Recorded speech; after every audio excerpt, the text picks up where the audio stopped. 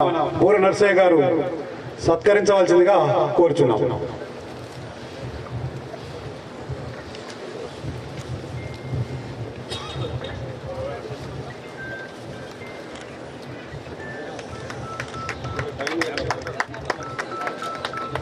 भारत माता की जय जय बीजेपी जय बीजेपी भारत माता की जय जय श्री राम जय శ్రీరామ్ जय श्री राम జై శ్రీరామ్. అదేవిధంగా మన యొక్క క్లస్టర్ ఇన్ఛార్జి రాష్ట్ర ప్రధాన కార్యదర్శి కాసం వెంకటేశ్వరను కూడా సాల్వతో సత్కరించవలసిందిగా కోరుచున్నాం. జై శ్రీరామ్. అదేవిధంగా రంగారెడ్డి జిల్లా రథసారథి బొక్క నరసింహారెడ్డి గారిని కూడా సాల్వతో సత్కరించవలసిందిగా కోరుచున్నాను.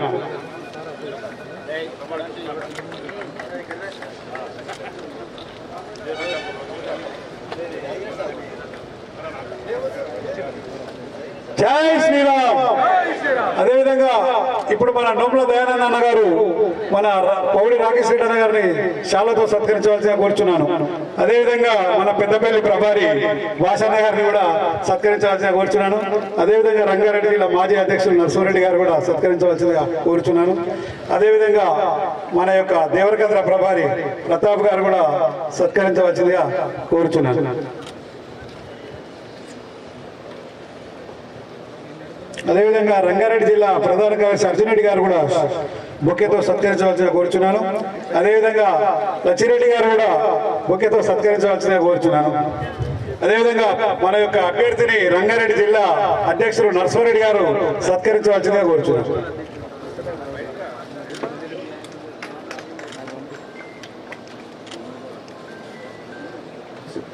అదేవిధంగా మన యొక్క అసెంబ్లీ ప్రభారి మన యొక్క అన్నగారిని శాలతో సత్కరించవలసిందిగా కోరుచున్నాను. ఇప్పుడు మనమందరము ఎంతో ఆసక్తితో ఎదురు చూస్తున్నటువంటి పెద్దలు ఒక అవినీతి పరుణ్ణి ఓడించి ఉప్పెనలా ఉప్పొంగినటువంటి పెద్దలు గౌరవనీయులు మన రాకేష్ రెడ్డి అన్న గారిని మాట్లాడవలసిందిగా కోరుచున్నాను.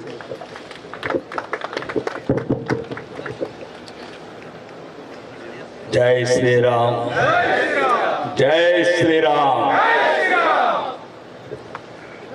ఈరోజు ఇబ్రాహీంపట్నం భారతీయ జనతా పార్టీ ఎన్నికల కార్యాలయం ప్రారంభోత్సవానికి పిలిచిన పెద్దలు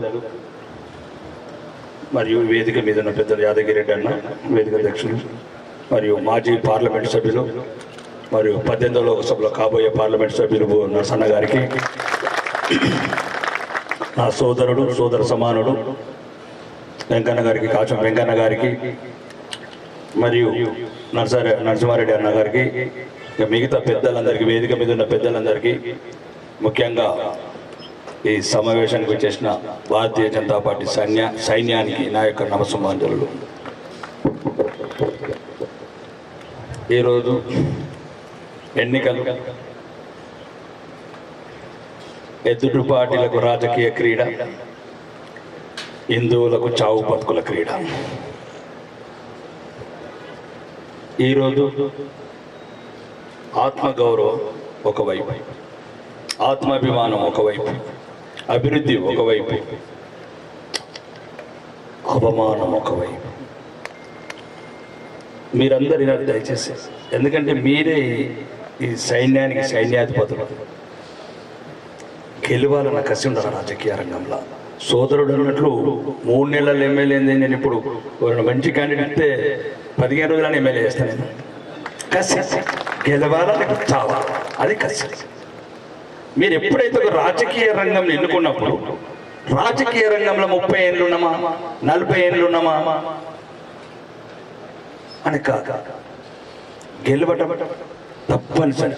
ఆ రంగాన్ని ఎన్నుకున్నారు. వ్యాపార రంగం ఎన్నుకుంటే వ్యాపారంలో విజయం సాధించండి, వ్యవసాయం చేస్తే వ్యవసాయంలో విజయాలు సాధించండి, సంసారం అయితే సంసారం సంపూర్ణంగా ఆనందించండి. అంటే ఏ ప్రొఫెషన్ అయినా విజయంతోనే సంపూర్ణమవుతుంది. భారతీయ జనతా పార్టీ తెలంగాణలో కూడా విజయాలతోనే ముగించాలా. अब की बार 12 और फिर से 5 साल के बाद 500 कल भी बोला मैं। దయచేసి విజయం ఎందుకో మీకు చెప్తాను.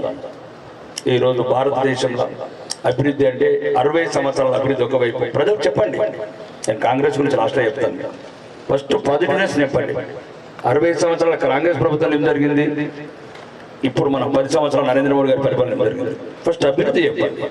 83 కోట్ల మంది ఫ్రీ రేషన్ కావచ్చు, 12 కోట్ల మంది శౌచాలయాలు కావచ్చు, 9 కోట్ల ఉజ్వల కనెక్షన్లు కావచ్చు, 4 కోట్ల ఇల్లు కావచ్చు, కరోనా వ్యాక్సిన్ కావచ్చు, కిసాన్ సమాన్ కావచ్చు, 21 లక్షల కోట్ల రైతుల రుణాలు కావచ్చు, 7 లక్షల కోట్లు మాఫీ కావచ్చు, ఒక్క 25,000 కాంగ్రెస్ ప్రభుత్వంలో ఉన్న రైతు సబ్సిడీ ఈరోజు 1,25,000 అంటే ఇవన్నీ ఒక సబ్జెక్ట్. రాజకీయం అంటే వారిని మనం తిట్టడం, మనం వీరిని తిట్టడం కాదు. అభివృద్ధి ఇంపార్టెంట్. 83 కోట్ల మందికి ఉచిత రేషన్. ఇప్పుడు ముందు కరోనా నుంచి 5 ఏళ్ళు కాబోయే ప్రపంచంలో ఎక్కడ వీలు కాని స్కీమ్ ఇది. అభివృద్ధి కూడా చెప్పండి. ఏదో హిందువులు అంటే ఏదో భారతీయ జనతా పార్టీ హిందువులు ధర్మం. అవును, ఈ వేదిక ద్వారా చెప్తున్నా, అదే చెప్తున్నాను. మిగతా పార్టీలకు రాజకీయ క్రీడ, మాకు బతుకు పోరాటం భారతదేశంలో.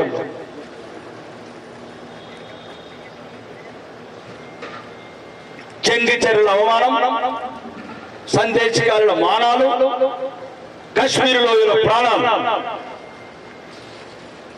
ఒకడు అంటాడు, మా ఇప్పుడు శాసనసభ్యుడు మాజీ మంత్రి, జై శ్రీరామ్ అంటే అన్నం పెడతాడా?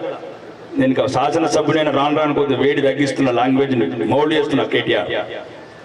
జై శ్రీరామ లేకపోతే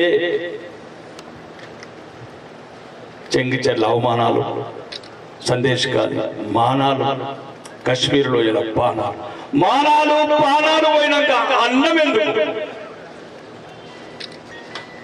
ఇది నేను వేదిక అడుగుతున్న కేటీఆర్. కాబట్టి దయచేసి ఒళ్ళు దగ్గర పెట్టుకొని మాట్లాడండి. హిందువుల గురించి మాట్లాడేటప్పుడు హిందుత్వం ఉంది. అభివృద్ధి ఏం చేశాడు? ఈ అహంకారి తలకెక్కిన అనుముల రేవంత్ రెడ్డి మోసకారి తెలంగాణ రైతాంగాన్ని మాయలో పెట్టి డిసెంబర్ 9 తారీఖు నాడు అందరూ రుణాలు తెచ్చుకోండి, నేను రాసిస్తా, చెక్కు మాఫీ చేస్తాను. చెక్కు దొరకట్లేదా రేవంత్ రెడ్డి? పెన్ను దొరకట్లేదని తెలంగాణ రైతాంగం అడుగుతున్నారు. కాబట్టి ఏదో కాంగ్రెస్ వచ్చింది, అది చేసేదేం లేదు. దేశంలో కనుమరుగయ్యే కాంగ్రెస్, తెలంగాణలో కనుమరుగయ్యే బీఆర్ఎస్. మన సాటికి వచ్చేది లేదు, మన పక్కన నిలబడేది లేదు. ఎందుకు తెలంగాణలో ఎందుకు గెలవలేకపోతున్నాం? మధ్యప్రదేశ్ లో 5 సార్లు ఎందుకు గెలుస్తున్నాం? నేను చేవ వచ్చిందా తెలంగాణ? బతకాలని లేదా? మళ్ళీ బతుకమ్మలు ఆడాలనిపించుకున్నదా మన భార్య బిడ్డల్ని? ఒకడు 5 సార్లు గెలుస్తున్నారు, గుజరాత్ 4 సార్లు గెలుస్తున్నారు, మధ్యప్రదేశ్ గెలుస్తున్నాం, ఛత్తీస్గఢ్ గెలుస్తున్నాం, మహారాష్ట్ర గెలుస్తున్నాం, ప్రతి రాష్ట్రం గెలుస్తున్నాం. ఏం చేవ వచ్చిందా తెలంగాణ? గెలవాల. గెలుపొక్కటే పరిష్కారం మనకు, ముఖ్యంగా హిందువుల.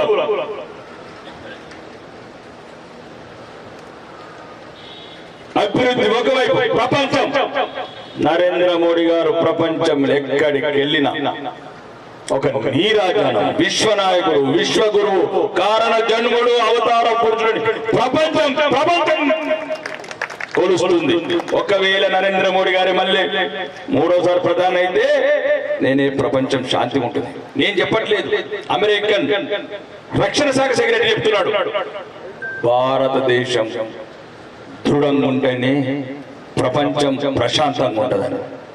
స్థానిక రాజకీయాలు వీళ్ళందరూ మాట్లాడతారు, అభివృద్ధి వీళ్ళందరూ మాట్లాడతారు. విశ్వ గౌరవం, ఆత్మ గౌరవం. భారతీయుడు అంటే ఎక్కడ పోయినా అక్కడ చులకనుండేది. ఈ విదేశీయురాలైన సోనియా గాంధీ గారు స్వదేశీ పౌరసత్వం తీసుకొని ఈ రోజు సిఏ చట్టాన్ని వ్యతిరేకిస్తుందా? మా హిందువులని 33,500 మంది హిందువులను భారతదేశంకి రానియవా? ఏం తల్లి, ఎక్కడ పుట్టావు, ఎక్కడ పెరిగావు, ఇక్కడికి వచ్చి పౌరసత్వం తీసుకున్నావు? మా హిందువుల మీద కసి ఎందుకు అడగకూడదు? ఎందుకు అడగకూడదు? ఈ వేదిక అడుగుతున్న ఉత్తమ్ కుమార్ రెడ్డి అలియాస్ యూసఫ్ ఖాన్ సిఏ చట్టాన్ని ఎత్తేస్తావా? నీకు దమ్ముందా? చెప్పు దమ్ముంటే ఏ కాంగ్రెస్ నాయకుడైనా అని సిఏ చట్టం తీసేస్తాం, 370 ఆర్టికల్ తీసేస్తాం అన్నప్పుడు అయోధ్య రామ మందిరం కూలగొడతామని చెప్పు దమ్ముంటే మొగాళ్ళు అయితే. హిందువులు జాగ్రత్తగా ఉండాలి ఈ కాంగ్రెస్ ద్రోహులతో. దేశ ద్రోహులు దేశాన్ని చీల్చిండ్రు, రాష్ట్రాలను చీల్చిండ్రు, మతాల మధ్యన చిచ్చులు పెట్టిండ్రు. ఉన్న 2 రాష్ట్రాలు అది కూడా ముస్లిం మైనార్టీని రెచ్చగొట్టి ఎందుకెళ్ళరు? చెంగిచెర్ల ప్రభుత్వం ఎందుకు వెళ్ళదు? ప్రతిపక్ష నాయకులు ఎందుకు వెళ్ళరు? డీజీపీ ఎందుకు వెళ్ళరు? డీసీపీలు ఎందుకు వెళ్ళరు? కమ్యూనిస్ట్ ఎందుకు వెళ్ళాడు? కాంగ్రెస్ పార్టీ ఎందుకు వెళ్ళాడు? ఒకటి చెంగిచెర్ల తన్నులు తిన్నది, ఒళ్ళంతా గాయాలైంది హిందువులు కాబట్టి. మీరు బుద్ధి తెచ్చుకోవాలి. ఎవడు రాడు మన గురించి, ఎవడు ఓదార్చేవాడు లేడు, ఎవడు కన్నీళ్లు దూడ్చేవాడు లేడు. కాబట్టి దయచేసి మనకు మనమే కావాలి, ఒకరికొకరు కావాలి. ధర్మం ఈ మధ్యన అంటారు చాలా మంది, ధర్మం గురించి ఎక్కువ మాట్లాడుతున్నాడు. అసలు ధర్మమే లేనప్పుడు మనం ఎక్కడ ఉంటాం? ఈ గుళ్ళ లేనప్పుడు ఎక్కడ పూజలు చేస్తాం? ఉన్నదే ప్రపంచంలో ఒక్క దేశం. ఇది నేను చెప్పడం అందరూ చెప్పానండి. ఒకవైపు దయచేసి ధర్మం లేకపోతే మనం లేము. ఈ భారతీయ జనతా పార్టీ ముఖ్య ఉద్దేశం ఏంటంటే ప్రపంచంలో ఉన్న హిందువులందరినీ ఏకతాటికి తీసుకురావడం. భారతదేశంలో 800,000 సంవత్సరాల నుంచి అవమానాల పాలై మొగలాయిలు, ఆయిలు, డాబర్ గాడు కొట్టంగా బతికిట్లా వచ్చి పడ్డ. ఇక రాను మళ్ళీ పోతున్నాం. కాశ్మీర్లో చంపేశారు, వెస్ట్ బెంగాల్లో చంపేశారు, పాకిస్తాన్లో చంపేశారు, ఆఫ్ఘనిస్తాన్లో చంపేశారు, బంగ్లాదేశ్లో చంపుతున్నారు, పాత బస్తీలో హిందువులు అవమానాలు ఎదుర్కొంటున్నారు, బైన్సాల హిందువులు పండుగలు చేసుకుంటారు. అది ఎవరికి తెలియదా? మీకు ప్రేరేపించండి, చైతన్యపరచండి, మేలుకొల్పండి. మన సిద్ధాంతం అభివృద్ధి. ఇవన్నీ దయచేసి నేను చెప్తున్నాయని నిజాలు. నేను మీడియాలో చెప్తే కూడా అదే అంటున్నారు. నిజం. సిఏ దయచేసి ఒక్క రోజుకి 50,000 మంది పుడతారు. సిటిజన్ అమెండెడ్ యాక్ట్ అనేది 33,500 మాత్రకే. అది కూడా పాపం 20-30 ఏళ్ళ నుంచి ఢిల్లీ వీధులల్లా, అక్కడ పక్క రాష్ట్రాలల్లా హిందువులు డేరాలల్లా పడుకుంటే కారణ జన్ముడు దైవాంశ సంబూతుడు నరేంద్ర మోడీ గారు మనం హిందువుల పట్ల హిందూ ధర్మం ఉండాలా, హిందువులు ఎక్కడికి పోతారు? నిజంగా చెప్పండి, అలా ఎవరు రాస్తారు చెప్పండి. నేను అన్న పాట తప్పు అయితే నేను అడుగుతున్నా కాంగ్రెస్ నాయకులకు, నిజంగా చెప్పండి, హిందువులను ఎవరు తీసుకుంటారు? ఖతార్ వాడు తీసుకుంటాడా? మస్కట్ వాడు తీసుకుంటాడా? ఆఫ్ఘనిస్తాన్ వాడు తీసుకుంటాడా? నేను ఈ వేదిక అడుగుతున్నా, అసాద్ బాయికు, అక్బర్ బాయికు అన్నా, మనం ఈ సిఏ చట్టాలు ఎత్తేయమంటున్నావు కదా, వెళ్దాం పాకిస్తాన్, మీతో నేనస్తా. లేకపోతే కరడు కట్టిన కాంగ్రెస్ వాడు, కమ్యూనిస్ట్ వాడు, మిగతా 22 పార్టీ ప్రతిపక్షాలను ఆఫ్ఘనిస్తాన్ తీసుకుపోదాం, పాకిస్తాన్ తీసుకుపోదాం, అందరం పోదాం అఖిలపక్షం. అడుగు అక్కడ మీ ముస్లిం సోదరులు అడుగు. 20% హిందువులని 1% ఎందుకు తెచ్చారు? ఎందుకు చంపుతున్నారు? ఎందుకు అత్యాచారం చేస్తున్నారు? 13 ఏళ్ల బిడ్డలు నడివేడిలో బట్టలు ఎందుకు ఇప్పుతున్నారు? వాళ్ళకి అక్కడే గౌరవం ఉంటే ఇక్కడికి ఎందుకు వస్తారు? అక్కడే గౌరవం ఉంటే ఇక్కడికి ఎందుకు వస్తారు అడగండి. అక్బర్ భాయ్, आजाद भाई, पूछो बाबर, पाकिस्तान जाके सब मिल के जाएंगे, क्यों हिंदुओं को क्यों मार रहे हैं, हिंदुओं को पर क्यों अत्याचार कर रहे हैं? आड़ गौरव वస్తారు ఇక్కడ డేరాల పడుకుంటారా? 5 ఎకరాల ఇల్లు వచ్చి ఆడ డేరాల ఢిల్లీలో పడుకుంటాడు. రేపు నువ్వు పోయి ఆడ పడుకుంటావు, ఇబ్రాహీంపట్నం పోయి ఆడ పడుకుంటాడు. ఇదే నేను ఇంకొకరిని కొట్టడానికి కాదు, మనం బతకడానికి అడుగుతున్నాం. ముస్లిం సోదరులు కూడా చెప్తున్నాను, అన్న 90 మంది మంచిగా ఉంటారు, 10 మంది ఉగ్రవాద లక్షణాలు, తీవ్రవాద లక్షణాలు, హిందూ వ్యతిరేకత, వాళ్ళకు నచ్చ చెప్పాలి. వాళ్ళని మనం సబ్కా సాత్, సబ్కా వికాస్, సబ్కా విశ్వాस तभी देश चलेगा. इसको समझाना चाहिए. आपका खून हमारा खून एक ही है, आपका परदादा हमारा परदादा एक ही है. जीना यहाँ, मरना यहाँ, रहना यहाँ. कौन कांग्रेस वाला, कौन मजलिस वाला? చెప్పటంలో ఇదే చెప్పాను. 3 నెలలు నేను చెప్పింది 3 నెలలు ఇదే. ముస్లిం సోదరులు కూడా తిరిగినాయి. ముస్లిం సోదరులు బుర్కాలు వేసుకొని ర్యాలీలు చేశారు. అవేంటి మంగళారాధనలు పట్టుకున్నారు. చెప్పాము మీ తాతలు మా తాతలు అప్పుడు బలవంతంగా మత మార్పిడి జరిగినాయి. మనమందరం కలిసి ఉందాం, ప్రపంచవ్యాప్తంగా మొత్తం భారత కలుపుకుందాం. అవసరమైతే పాకిస్తాన్, బంగ్లాదేశ్ మళ్ళీ ఒకటి అశోకుడు ఏలిన నేల ఆఫ్ఘనిస్తాన్ కలుపుకుందాం, గాంధారిని అందరం ఒకటి. ఎందుకు గల్పం? ఎందుకు దేశం విభజన చేశారు కాంగ్రెస్ వాళ్ళు? మత ప్రతిపాదికన ఎందుకు చేశారు? మత ప్రతిపాదికన జవహర్లాల్ చేస్తే 75 లో రాజ్యాంగం అమెండెడ్ 42 చేయవలసిన అవసరం మేమొచ్చింది. చెప్పండి ఒక్కడన్నా, భారతదేశంలో ఒక్కడన్నా చెప్పండి. ఎప్పుడైతే మత ప్రాతిపదికన పాకిస్తాన్ చీచారో మళ్ళా సెక్యులర్ అనే పదం ఎందుకు చొప్పించారు? సెక్యులర్ పేరు చొప్పించారు అనుకుంటే దేశాన్ని ఎందుకు విభజించారు? అడగండి, ప్రతి ఒక్కరిని అడగండి కాంగ్రెస్ వాళ్ళని. ఇవన్నీ నిజాలు. చదవండి, భారతీయ జనతా పార్టీలో కొన్ని గ్రంథాలు చదవండి, కొన్ని చదవాలి చదవండి. ఎట్లెట్లా ప్రతాపరుద్రుడు ఆత్మహత్య చేసుకున్నాడు, ఎక్కడెక్కడ రాజులందరూ ఎట్లా చంపేశాడు, మహారాజా శివాజీ సాంబాజీని ఎన్ని హింసలు పెట్టారు. చదవండి, చదువు చరిత్ర చదువుతూ ప్రేరేపించచ్చు, చైతన్యపరచచ్చు జాతిని. కాబట్టి ఇదంతా ధర్మం ఒకవైపు. ఈరోజు తెలంగాణలో ఈ మోసగాడు, అబద్ధాల కోరు, అవినీతి పరుడు రాష్ట్ర ముఖ్యమంత్రి గారు అనుముల రేవంత్ రెడ్డి గారు 33 జిల్లాల కొడంగల్ తప్ప ఏది కనబడతలేదు. కొడంగల్ ఒకటే. ఎవడి కొడంగల్? ఎందుకు కొడంగల్? నిన్నంటాడు ముఖ్యమంత్రి నా ఎన్నిక కుట్రలు చేస్తాను. దాని అర్థం తెలుసుకోండి. బహిరంగంగా చెప్తున్నాం, మేమెందుకు కుట్రలు చేస్తాం? మహబూబ్ నగర్ లో డీకే అరుణక్కని నిలబెట్టిన కొడంగల్ అత్యధిక మెజార్టీతో గెలిపించుకుంటాం. మేము బహిరంగంగా పోరాటం చేస్తున్నాం. బహిరంగంగా నీ వెనుక సీట్లు తీసుకోడు, కుంతలు తీసుకోడు కాంగ్రెస్. నువ్వంటే నీ పార్టీలో ఎవరికి నచ్చవు. ఏ రోజైతే సీట్ ఎక్కినావో ఆ రోజు నుంచి నా సీట్కి ఏమైంది, నా సీట్కి ఏమైంది. ఇదేం నాయకత్వం? ఇప్పుడు బీఆర్ఎస్ పోటీ చేస్తున్నాం, మేము పోటీ చేస్తున్నాం. ప్రజాస్వామ్యంగా మా విధానాలు చెప్తున్నాం, మా అభివృద్ధి చెప్తున్నాం, మా అవకాశాలు చెప్తున్నాం. నీ సీటు కింద గుంతలు తెచ్చాడు ఎవరు? నువ్వే చెప్పాలి రేవంత్ రెడ్డి. నల్గొండ చెప్తున్నారా, ఖమ్మంలో చెప్తున్నారా, మహబూబ్నగర్ చెప్తున్నారా? నువ్వు చెప్పాలా? మేము ప్రజాస్వామ్యంగా నీ మీద పోటీకి నిలబడ్డా, నీ కొడంగల్లో మా పార్టీకి భారత అత్యధిక మెజార్టీ తెచ్చుకొని నీ అవమానం పాలు నీ తల పంపు చేసేది పక్క. ఇది టచ్ అంటే ఏమన్నా టచ్ చేస్తావా? భారతీయ జనతా పార్టీ టచ్ చేసేది దమ్మొచ్చిందా?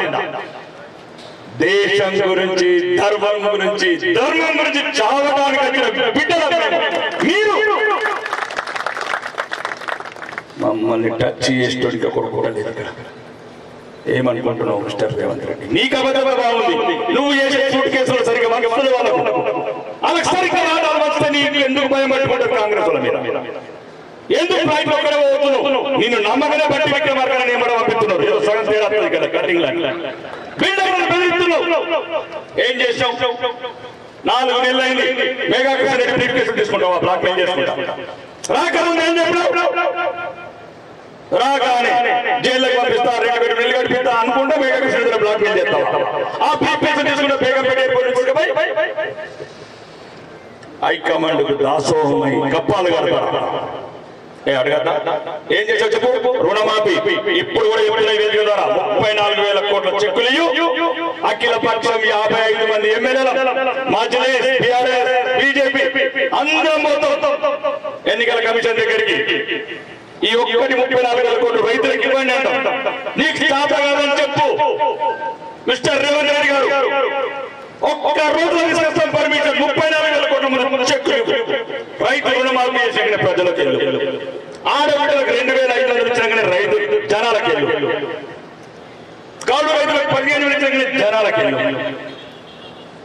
పెన్షన్ ఒక్క పెన్షన్ ఇప్పుడు ఒక్క రేషన్ కార్డు ఇప్పుడు 4 నెలలు. ఎక్కడికి వెళ్ళి నల్లటి కార్లు మిగలిగిన కార్లు ఎక్కుతున్నావు రేవంత్ రెడ్డి. కనువాయి దిగు, కండువ దిగు. చెప్పు తమ్ముంటే తెలంగాణలో 4 కోట్ల మందికి చెప్పు.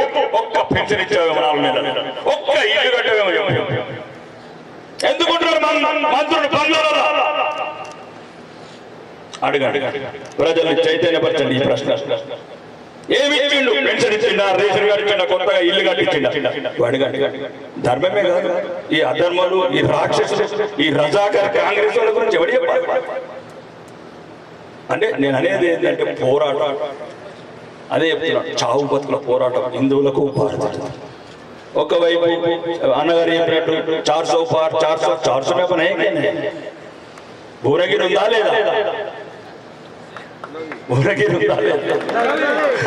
అది నేను అనేది ఏంటంటే వాడిని చూసేదో అంటే వేరే వాళ్ళని చూసి మనం మోసుకోడు, వేరే వాళ్ళ బిడ్డను చూసి మా బిడ్డను మోసుకోడు. ఇది కరెక్ట్ కాదు. మన బిడ్డ పార్లమెంట్ మీద పూర్వ నర్సన్ ఉంటేనే ఆ పార్లమెంట్ ఈ భువనగిరికి శోభ వస్తుంది. మస్తుంటున్నాయి మాటలు. కావాల అధికారం ఛాలెంజ్ చెప్తున్న కాంగ్రెస్ వాళ్ళకు.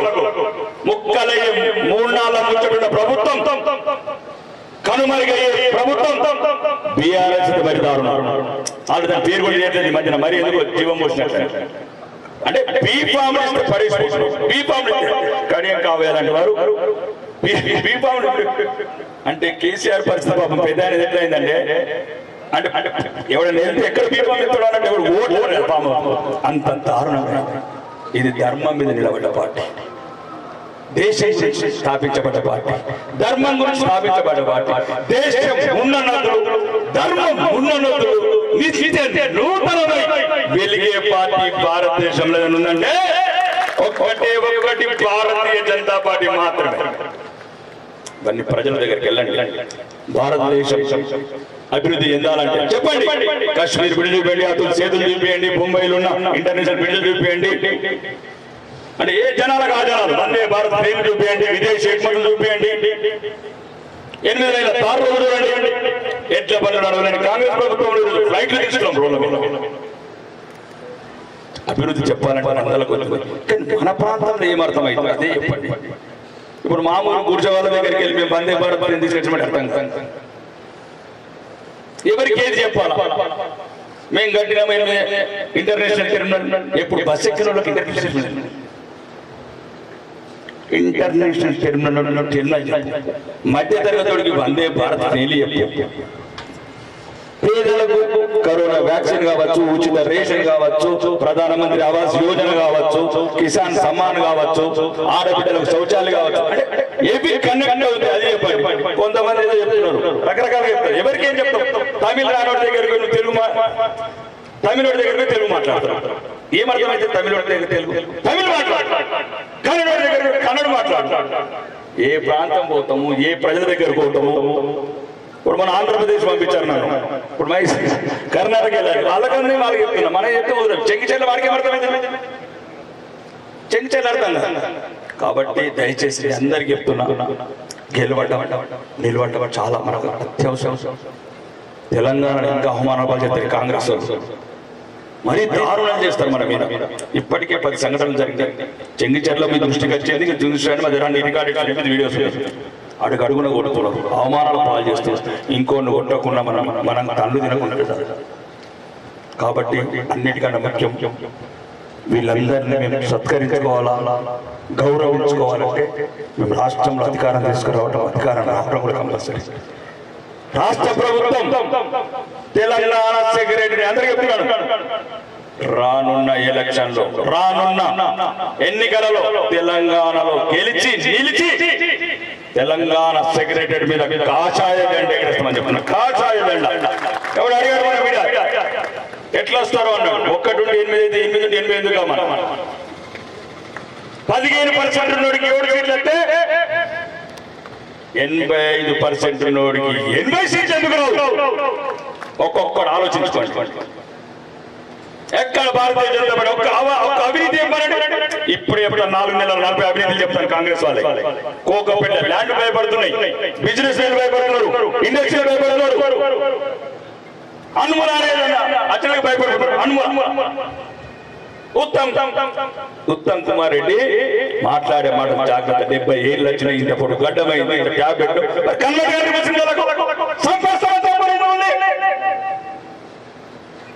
నైతిక ఏంటికి భర్త 10 ఏళ్ళు భర్త ఏం చెప్తారు ఈ జాతిని చంపి మీరు దయచేసి వైషమ్యాలు రెచ్చగొట్టడానికి ముస్లిం సోదరులు కూడా చెప్తున్నాను, బహిరంగంగా చెప్తున్నాను, మీరు మావారు వెళ్ళండి అయ్యయ్యా మొక్కండి శ్రీరాముని.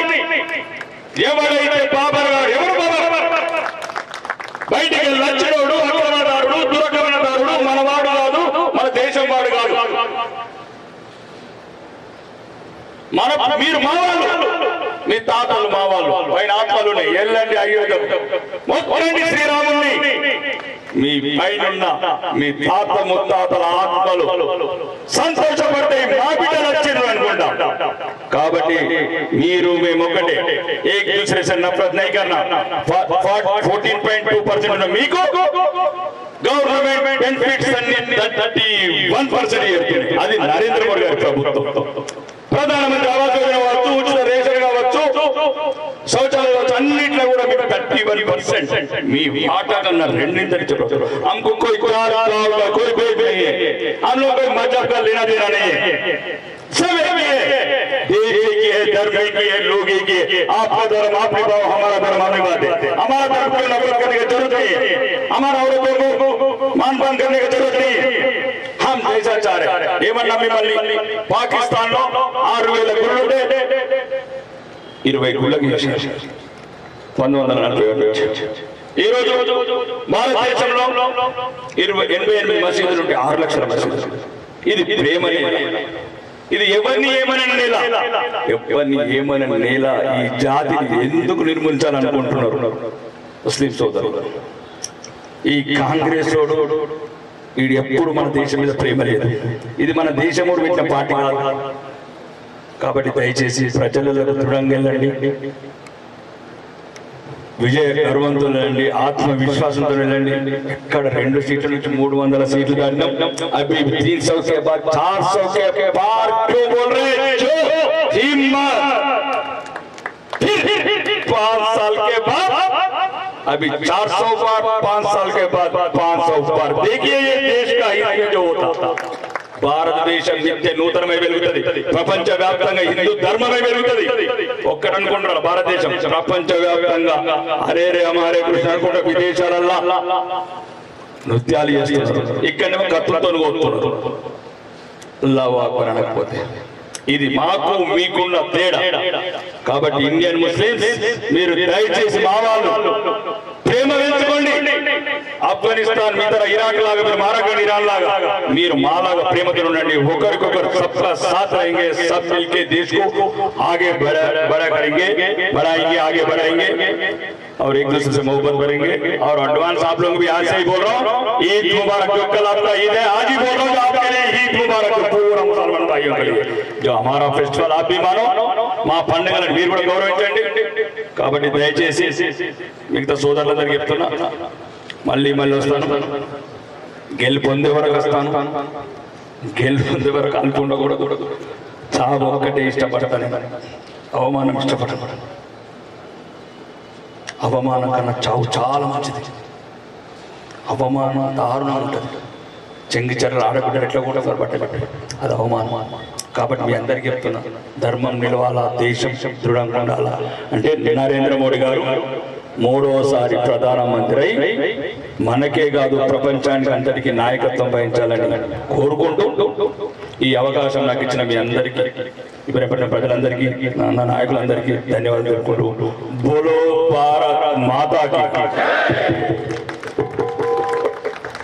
అన్నగారికి ధన్యవాదాలు. ఓటు ద్వారానే మన ధర్మాన్ని కానీ మన భారతదేశ అభివృద్ధిని కానీ ఏ విధంగా అభివృద్ధి పథంలో నడిపించాలనేది మనందరి కూడా స్పష్టంగా తెలియజేసినందుకు వారికి మన యొక్క అసెంబ్లీ తరపున ధన్యవాదాలు తెలియజేస్తూ ఈ యొక్క ముగింపు కార్యక్రమాన్ని నగర అధ్యక్షుడు నరసింహారెడ్డి గారు వందన సభ కూర్చున్నారు. ఇప్పుడు